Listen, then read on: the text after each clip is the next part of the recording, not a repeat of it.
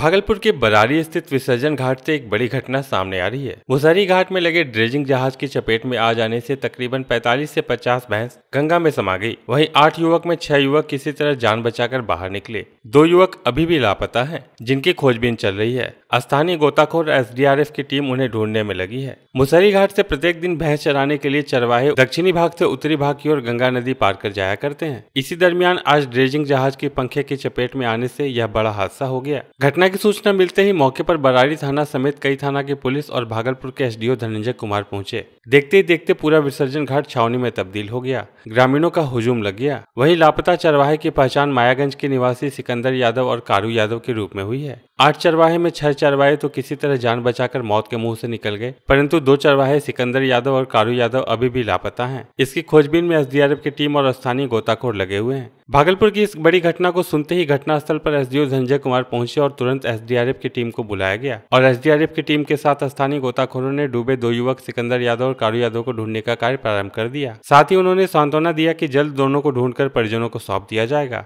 साथ ही साथ खुद भी मॉनिटरिंग करते हुए गंगा के तेज धार में एसडीआरएफ की बोट के सहारे निरीक्षण भी किया। उन्होंने बताया यह घटना काफी दुखद है। थोड़ी सी लापरवाही के चलते इतनी बड़ी घटना हुई है। घटना घटी है और जैसे कि बता रहे हैं लोग कि यहाँ से लोग भैंस के माध्यम से जो यहाँ पर के जो लोकल थे वो जाते थे, पार करा के शायद उधर चढ़ने वगैरह के लिए ले जाते थे। आज पानी में करंट ज़्यादा है और बता रहे हैं कि 25-30 से ज़्यादा की संख्या में ये लोग मतलब भैंसों की संख्या थी और लगभग 8 लोग थे जो साथ में थे और वो लोग क्रॉस कर रहे थे। बीच से एक स्टीमर भी क्रॉस कर रही थी और शायद पानी का बहाव तेज़ होने के कारण सभी भैंसें जो थे उसमें स्टीमर में जाके फंस गई और उसी में ये दुखद घटना घटी है। 6 लोग अभी तक बाहर आ चुके हैं। 2 लोग अभी तक एसडीआरएफ की टीम लगी हुई है और अभी तक वो नहीं मिले हैं, तो अभी रेस्क्यू ऑपरेशन जारी रहेगा। फिर उसके बाद ही हम लोग एग्जैक्ट बता पाएंगे। कितने पशु की मौत हुई है? पशु की संख्या अभी तो एग्जैक्ट हम लोग नहीं बता पाएंगे, लेकिन 20+20-25 के करीब में ऐसा सूचना मिल रहा है। नवगछिया पुलिस जिला के कदवा थाना क्षेत्र के पचगछिया टोला में बेखौफ अपराधियों ने किसान को गोली मारकर हत्या कर दी। बताया जा रहा है कि रात 9 बजे अपने बासा पर किसान नागेश्वर सिंह सोए थे। सोए अवस्था में ही अपराधियों ने उन पर गोलियां चलाई हैं। 3 गोलियां लगने की बात कही जा रही है। सुबह जब परिजन बासा पर पहुंचे तो खून से लथपथ शव को देखा। पुलिस मौके पर पहुंची और शव को कब्जे में लेकर नवगछिया अनुमंडल अस्पताल पोस्टमार्टम के लिए भेज आगे की जांच में जुट गई। मृतक नागेश्वर सिंह की 3 बेटियां और 2 बेटे हैं। 3 बेटियों और 1 बेटे की शादी हो चुकी है।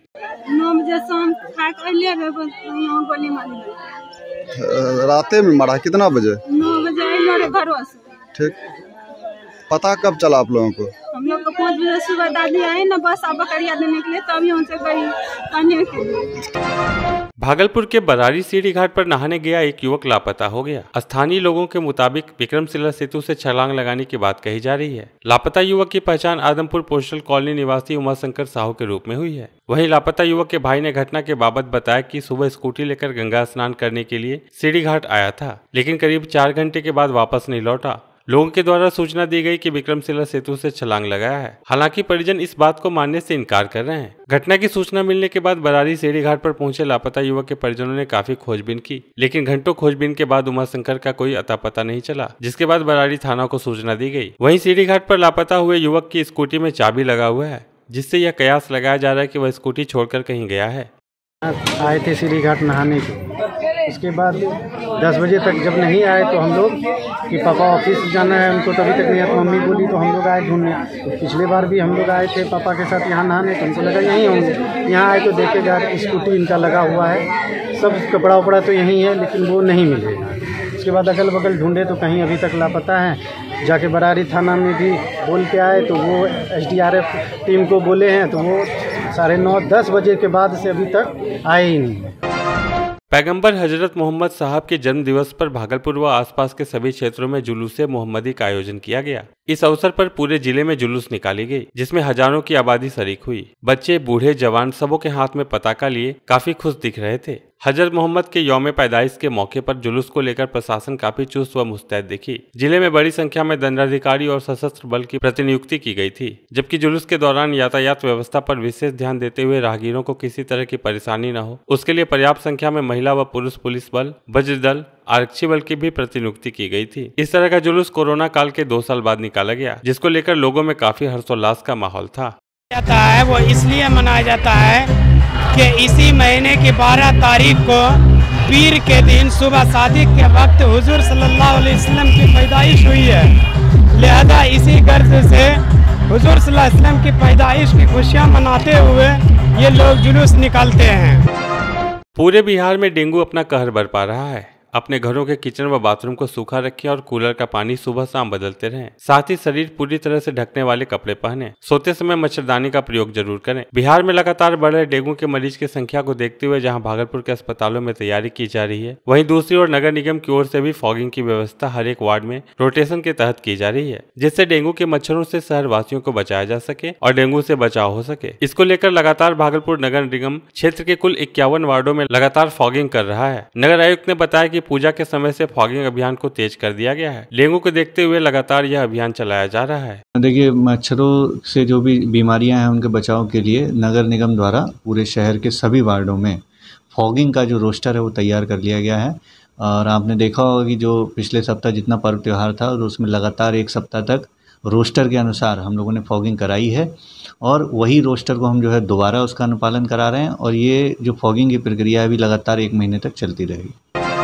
गौशाला में विश्व हिंदू परिषद दक्षिण बिहार विभाग की बैठक का आयोजन किया गया, जिसमें विश्व हिंदू परिषद के 60 वर्ष पूर्ण होने और अगले साल 61वें वर्षगांठ मनाने को लेकर चर्चा की गई। वहीं संगठन को मजबूत बनाने को लेकर कार्यकर्ताओं के द्वारा किए जा रहे कार्यों को और कैसे उत्तम बनाया जाए, इस पर भी चर्चा की गई। संगठन की मजबूती, गौ रक्षा, महिला रक्षा और देश की रक्षा सहित सेवा कार्यों को मजबूती से करने को लेकर कई नियम बनाए गए हैं और कई योजनाओं को बनाया गया है, जिसको लेकर केंद्रीय स्तर से कार्यकर्ता प्रांतों में आकर कार्यकर्ताओं सहित गाँव-गाँव में इसे बढ़ावा देने को लेकर प्रचार प्रसार करने व संगठन को मजबूत करने के लिए आने वाले वर्ष में कार्य करने की तैयारी की रूपरेखा को लेकर चर्चा की गई है।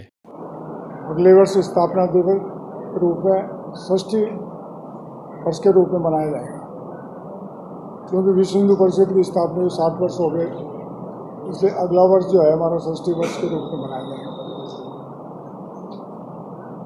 गांव-गांव तक विश्व हिंदू परिषद का कार्य पहुँचे, समितियां बने, संगठन का कार्य आगे बढ़े और उसके जो परिणाम आएंगे उसमें हिंदू रक्षा है,